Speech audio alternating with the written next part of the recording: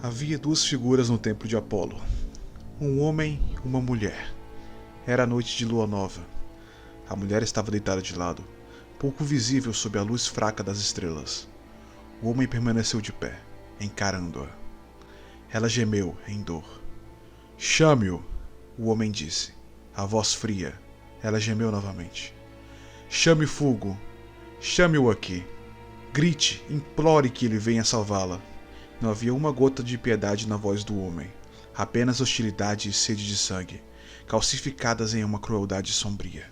A garota apenas gemeu. Ela não se mexia. Seus braços e pernas estavam torcidos em direções que não deveriam. Não conseguiria escapar por conta própria. "Não tente lutar contra mim", o homem disse. Não era uma ameaça, mas somente a constatação de um fato. Manic Depression pode controlar você completamente. Você já não possui mais livre-arbítrio. A mão dele disparou, agarrando a garganta da mulher. Os dedos dele se infiltraram sobre a pele dela, alcançando a carne. O grito dela ecoou na escuridão. Esta é uma história sobre pessoas incapazes de tomar uma atitude. Essas pessoas não têm planos para o futuro, nem conforto em suas memórias. O passado e o futuro não foram feitos para elas. Existem apenas no presente, lutando em vão. Essas pessoas persistem para encontrar um significado? Para seguir em frente? Para voltar atrás? Quem sabe? Não poderiam dizer. O mundo abandonou-as a este destino, que não lhes dá quaisquer respostas. Sabiam somente de algo com absoluta certeza. O chão sob seus pés está desmoronando, e já não podem mais permanecer imóveis. Não possuem um amanhã, nem um lar. Como poderiam encontrar esperança? No que poderiam se lançar? Em seu desespero? Vamos examinar um garoto, um rapaz em tal situação. O nome dele é Panacota Fulgo. Há aqueles que o chamam de traidor, aqueles que o tomam como alguém sem honra. As escolhas dele decidirão qual será o seu destino.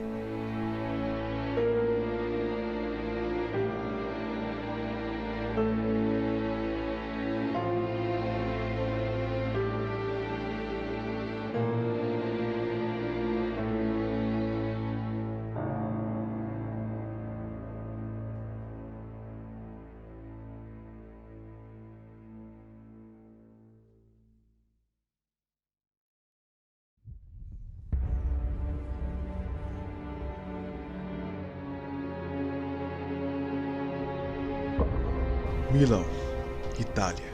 O estádio Giuseppe Meazza, um dos mais famosos estádios de futebol do mundo. Alguma coisa estava muito errada ali. Não havia barulho. Sempre havia barulho. Multidões de fãs cantando. Os gritos dos vendedores, a polícia tentando manter a ordem. A essa hora do dia, o estádio nunca estava quieto, especialmente no dia de jogo. Os favoritos da casa deveriam jogar contra seus maiores rivais, com os ingressos esgotados. Ainda assim, todos os 80.018 assentos estavam vazios. Ninguém estava assistindo, ninguém estava jogando. Não havia ninguém ali, apenas uma horrível quietude sob o céu aberto. No alto, um dirigível sobrevoava o estádio, como se estivesse filmando o jogo que não aconteceu. Na lateral do dirigível, em letras pequenas e discretas, estava escrito Speedwagon. Na gôndola, a equipe do dirigível olhava nervosa para o estádio abaixo. Trocaram olhares entre si e assentiram. Um deles falou num transceptor. "O estádio está vazio, você está livre para prosseguir." O homem do outro lado da linha caminhou na direção dos assentos vazios e acenou na direção do dirigível acima. Uma luz piscou. Eles o viram. "Fiquem atentos. Como eu disse, se qualquer coisa acontecer comigo, sumam daqui." "Entendido. Tenha cuidado, guidomista." Desligando o receptor, o homem, Mista, agachou-se e sacou uma arma de sua bota. Sem dificuldade, mirou no túnel pelo qual os jogadores costumavam sair. "Pode sair, Sheilae." O tom era baixo, mas ecoou pelo estádio como se fosse a voz de um cantor de ópera. Por longos 10 segundos, houve somente silêncio. Então, duas figuras emergiram das sombras. Seus movimentos, bem distantes da intensidade demonstrada pelos atletas locais. Um deles era uma garota, Sheilae. Seus traços eram joviais, sugerindo que ela ainda não havia terminado de crescer. Mas seus olhos demonstravam o contrário. Eram os olhos de uma coisa selvagem, preparada para dar o bote e afundar seus dentes na garganta de tudo que a rodeava, preparada para deixar tudo em pedaços. Várias cicatrizes adornavam o rosto dela, mas ela não demonstrava qualquer sinal de desconforto pelas marcas. Ela escoltava um garoto que pisava com cautela no campo, a cabeça baixa, os brincos de morango balançando. Quando os dois chegaram a cerca de 20 metros em frente à mista, ele gritou: "Pare!" Eles pararam. Sheila E. parou num instante, como um soldado em meio a exercícios militares, mas o garoto estremeceu e permaneceu em pé, inquieto. A arma de Mista estava mirada nele. O cano da arma apontava diretamente para a cabeça dele, na área entre a testa e a boca, em frente à ponta do nariz. Sua mão não hesitava. Mista grunhiu. Olhando para o garoto, soltou os lábios e disse: "Há quanto tempo?" O garoto ergueu a cabeça rapidamente, olhando para o outro pela primeira vez. Os olhos de Mista estavam frios como gelo. "Me diga, Fugo, o que você anda fazendo?" O garoto não respondeu. Parecia sem palavras. "Até onde podemos dizer, você passou os últimos 6 meses tocando piano num bar." "Você toca piano?" "Não tinha ideia. Nesse tempo todo em que nos conhecíamos. Acho que riquinhos aprendem todos os tipos de truques chiques." Fugo murmurou algo sob sua respiração.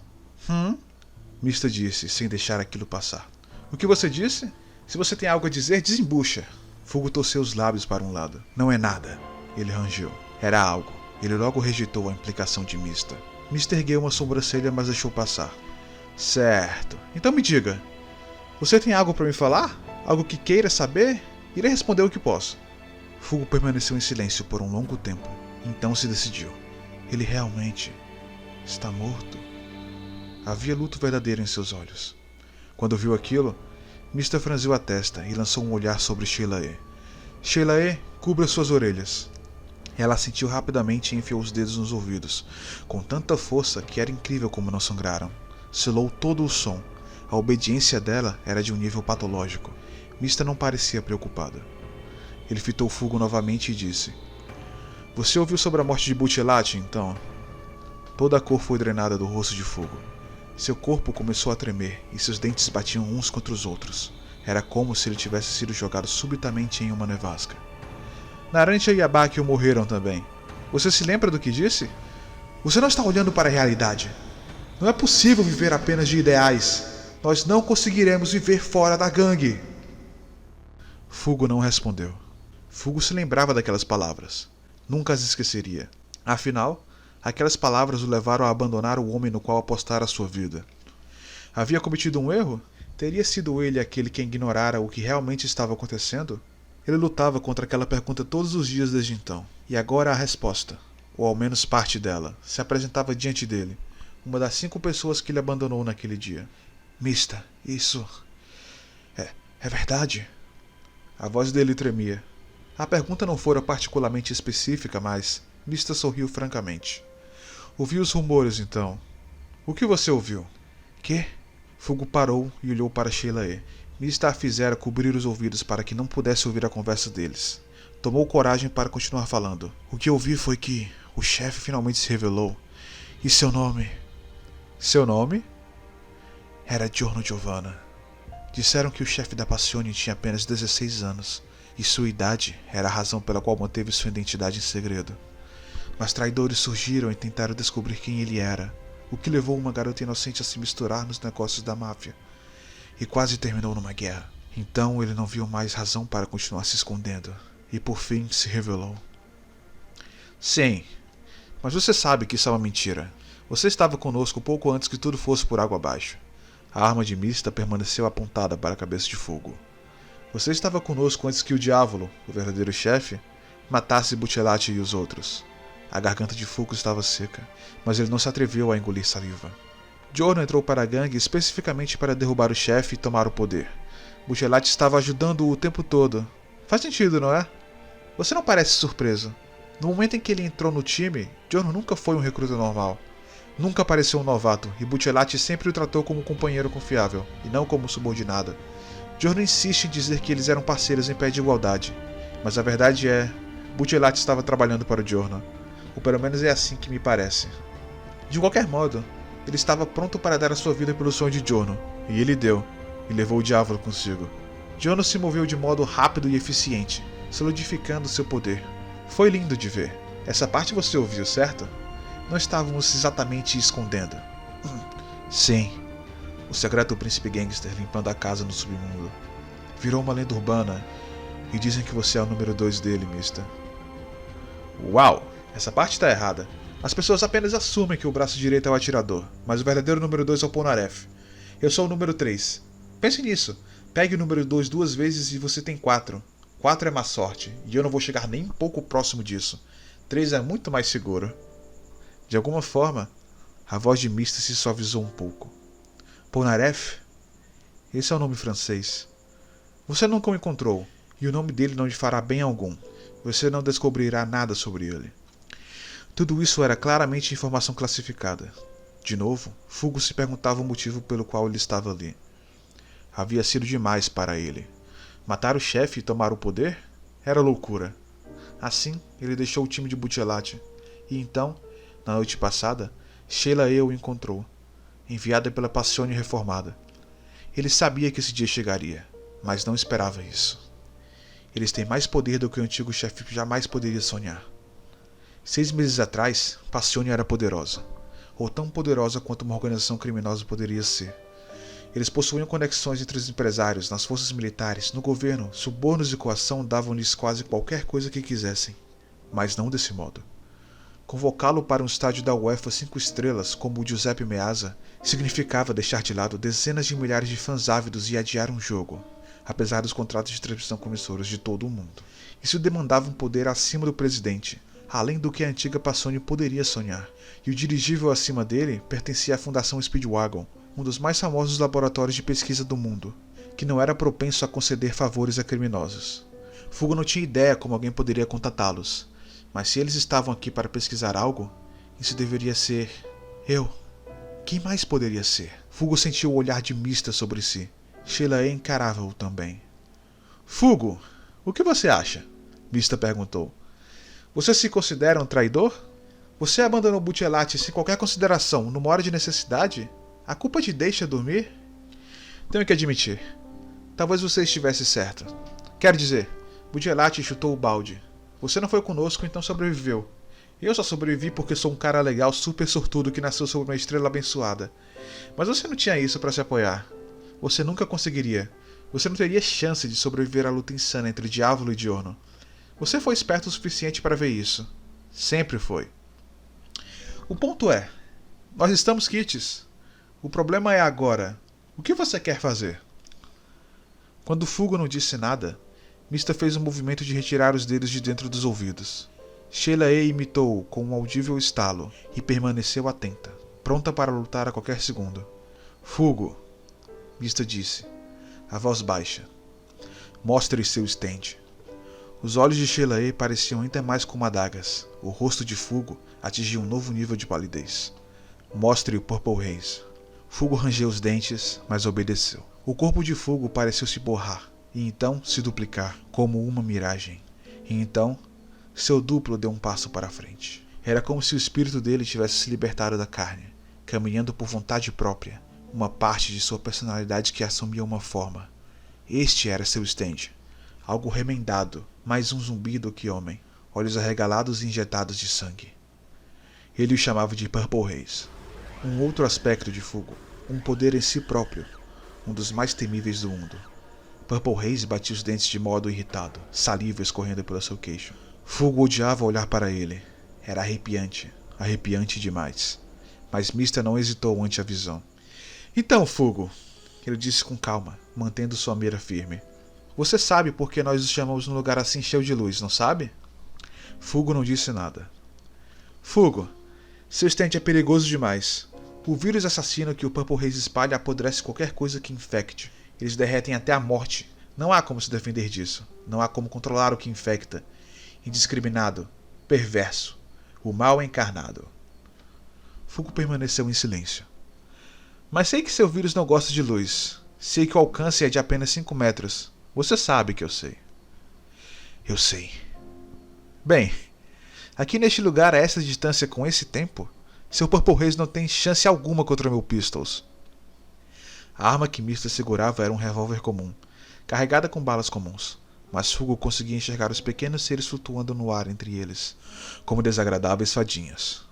Aquele era o stand de Mister, As balas que lhe atiravam seguiam um caminho inesperado, passavam por todas as defesas e atingiam onde mais causasse dano. Fugo poderia espalhar o vírus o quanto quisesse, mas Mista estava a 20 metros de distância. Nunca o alcançaria. Em um campo aberto sob a luz do sol, o vírus seria destruído num instante e seria inofensivo. Ninguém mais seria envolvido. Era certeza que Fugo morreria. E a garota? Fugo sentia o olhar de Sheila E. em suas costas. Ela era o sacrifício. Se ele fizesse algo inesperado, era trabalho dela se jogar sobre ele. Ela sabia que o vírus poderia infectá-la, matá-la, mas ela não hesitaria em jogar sua vida fora. Ele soube disso no momento em que colocou os olhos sobre ela pela primeira vez. Ela parecia ser esse tipo de pessoa. Não havia escapatória. Eu sei, Mista, Fugo disse. Conseguia ouvir a própria voz tremendo, mas se forçou a falar. Sei que se você quisesse me matar, já teria feito isso a essa altura. Mista ergueu uma sobrancelha. Você não é assim, Fugo. Antes, quando estava encurralado, você pirava e fazia algo maluco. Tenho que confessar, quando você decidiu não seguir Butcherlati, fiquei aliviado.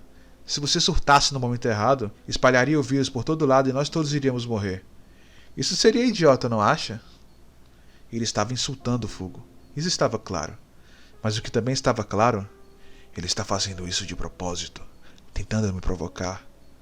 Ele quer que eu lute contra ele, quer que eu lhe dê uma desculpa para atirar em mim. Ele tem certeza de que consegue me acertar antes que eu machuque Sheila E. Fugo tinha certeza agora. Certeza sobre o motivo pelo qual foi trazido até ali.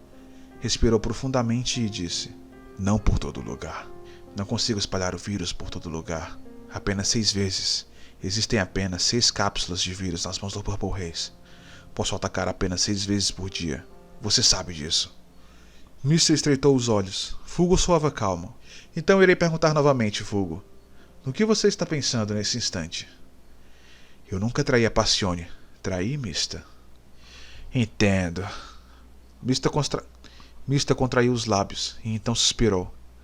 Essas palavras foram escolhidas com cuidado. Você sempre foi inteligente. Você sabe o que tem que fazer, não é?